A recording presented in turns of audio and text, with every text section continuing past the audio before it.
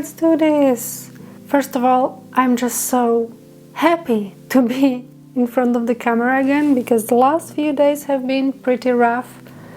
And yeah, I'm just happy. I'm feeling like a person again.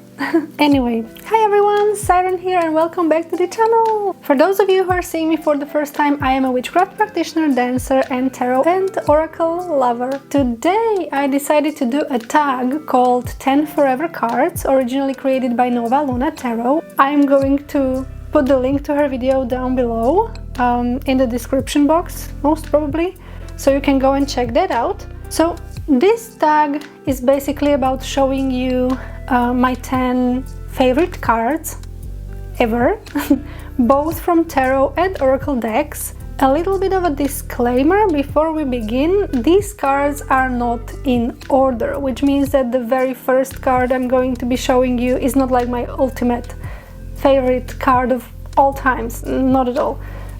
It would be just way too difficult to do that, so these 10 cards are on a pretty similar, if not the same place for me. I just wanted to say that. But I did do a certain thing, and I do start with tarot cards and proceed with oracle cards. So yay! You're actually going to be seeing some of my oracle decks for the first time. So exciting!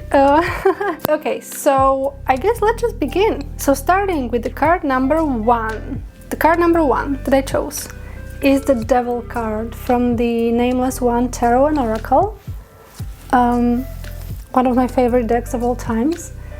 And yeah, I chose this Devil. Well, first of all, I have a very special relationship with the Devil in tarot, and I really want to talk more profoundly about it. Yeah, so I'll make a video about that. But now let me just tell you, this particular Devil to me is like the best devil imagery I have ever seen regarding to how I feel about the devil, because there are no two people depicted in like in chains or whatever, you know. There is no powerlessness depicted here, but rather there is just a depiction of the devil with a very, very loose chain around his neck, which screams freedom to me. And freedom is one of the things that I value the most in life. So seeing that in a Devil card in this way, I mean, I love it. I just love it so much. So yeah, really wanted to start off with this one. Probably my favorite Devil of all times. The card number 2 is the Sun card from Santa Muerte Tarot, which if you have seen my video about Santa Muerte Tarot, you have already seen this card, and you know by now that I love and absolutely adore this Sun card. I mean, this is my favorite Sun card ever, literally ever. I mean, I love everything about this card. I told you also that I would just like to jump right into that card and just chill out in there. Literally just have a good time and dance and sing and, like, you know, just have fun pretty much. I mean, come on, just such a lovely Sun card. How can you not love it? The card number 3 is the 10 of Pentacles from the Gothic Tarot, which I lovingly call my inner teenager tarot deck. And the reason I picked this card is because I love everything vampire related, and I am a hopeless romantic. So give me a pretty cliche romantic vampire imagery and I'm just all here for it. I mean, do I need to say anything else about this card? It's literally just perfect, okay? It's, come on. Like, my heart is melting when I look at this card, and my inner teenager is like, yeah, thriving, really, I'd say. Just love it so much. The card number 4. Now, I haven't realized it, but it's actually the Arcana number 4 from Major Arcana, well, the Emperor from the same tarot deck, the Gothic Tarot. And the reason why I picked this card is because this card literally changed my relationship with the Emperor forever. And the reason behind it is because the Emperor in this card is portrayed, I never know how to say this, but you know what I mean, by Dracula. And as I mentioned, I love everything vampire related, but I especially love everything Dracula related. Like, I have been a huge fan of Dracula stories basically ever since I was a kid. He always fascinated me, so I kind of feel like I have known the guy for centuries. So yeah, I mean, seeing him in the Emperor card, I mean, I instantly fell in love with this. And as I said, I was never really able to look at the Emperor the way as I was looking at him before, because I have struggled with the Emperor, okay, because it's like the ultimate masculine energy, and I really do struggle with the ultimate masculine energy. But this Emperor just changed for me. It literally changed the game for me, and yeah, love him so much. Okay, the card number 5 is from the Fortuna Tarot, Obsidian Occult, and it is the Lover's card. Now, I'm going to try to make you really appreciate and enjoy the pink foil, because I am completely mesmerized by it, and I want you to be too. But yeah, that's not the reason why I chose this card. I mean, it's all over the deck, it's beautiful, pretty, fantastic, everything. But the reason why I picked this Lover's card is because I really am a fan... Oh, it's not picking it up. Come on. I really am a fan of not really traditional imagery on cards. And as you know, the lovers usually have a couple depicted on a card. And like in a Rider-Waite-Smith deck, but also in Marseille, you have the couple and one more person, which would be like the mother of the person. That doesn't matter right now. The point is, we see no people here, we see the mirror. And usually when I read for someone or for myself, I really do... The camera was doing a weird thing, and I just want to know whether it is recording or not. Okay, so we usually see two people, but now here on this card we see the mirror, which would be like the black mirror sort of. And it is such a great reminder of the lovers also being about introspection, about the relationship with yourself. And yeah, what I wanted to say before my camera started doing weird things is that I often need to remind people when I read for someone, or even sometimes remind to myself, that the lovers is not only about external relationships, it's also about the internal relationship with yourself. So I think this is such a beautiful reminder. Okay, the card number 6, and I also just realized, I promise I haven't staged this, but it is the 6 of Wands from the Wild Unknown, which was my first tarot deck. Like, this is the 6 of Wands for me. This is the card that best reflects and portrays and interprets the 6 of Wands energy. I mean, just look at it. The butterfly rising above all these wands that are sort of in the darkness, and the butterfly coming up to the light. I mean, this is the card that screams victory and overcoming of hardships to me. So I just love it so much. And also, as I said, this is the 6 of Wands to me.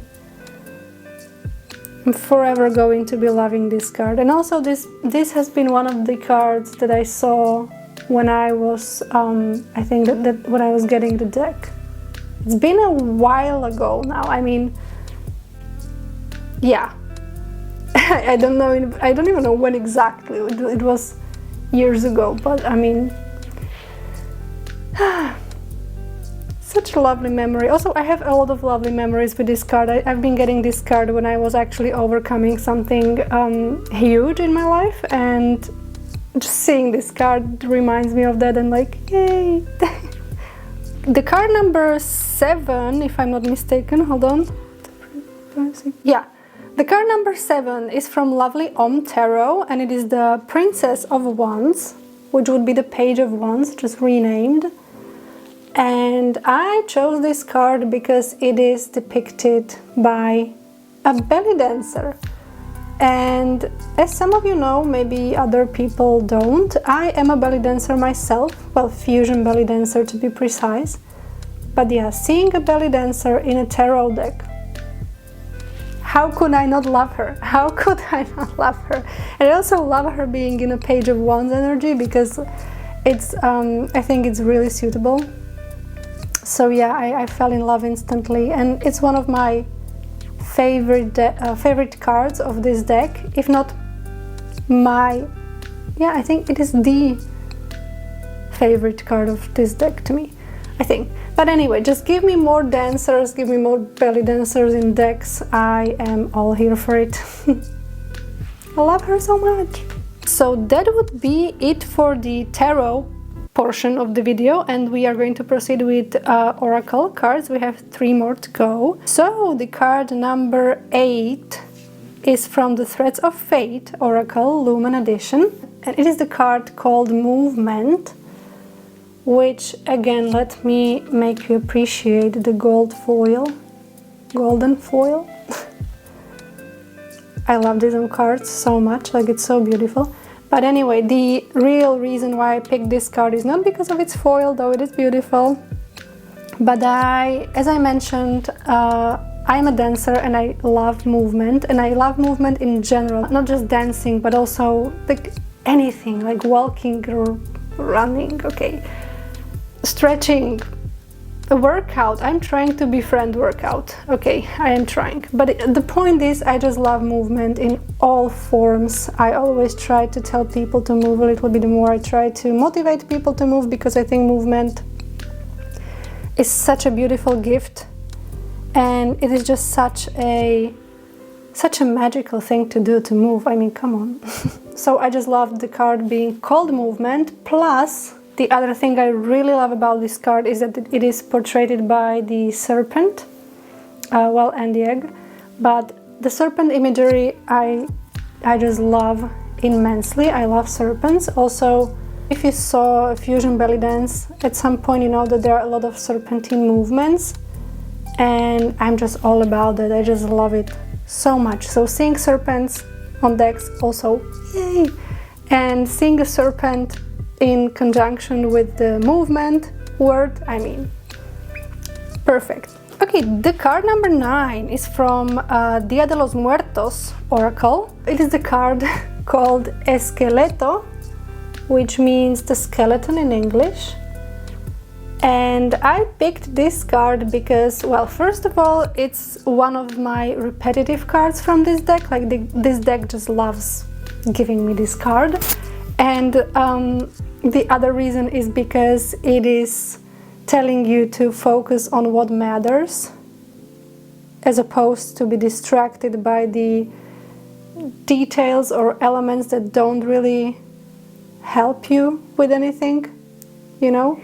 And I also really love the imagery. I mean, on every card in this deck is seriously so beautiful. I think I'm going to talk about it a little bit more in some video, but yeah, I mean, the artwork in this deck is just gorgeous. The colors, as I mentioned in the other video, I love colors. I love colorful decks, and this one is really colorful, so yay!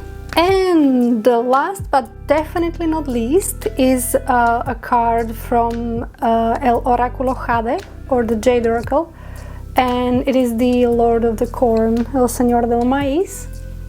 This card is exceptionally dear to me because it's also been one of my most repetitive cards from this particular deck, and this card is all about reminding you that you've got everything you need to support yourself, to sustain yourself, to basically do anything you want, like you have it in you, and this energy can help you out with remembering that and with, you know, just doing your stuff pretty much.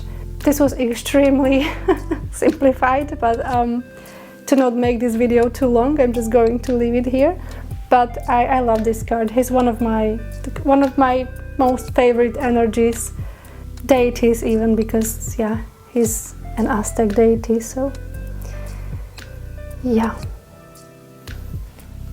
So I think that would be it for this video. These were my 10 forever cards.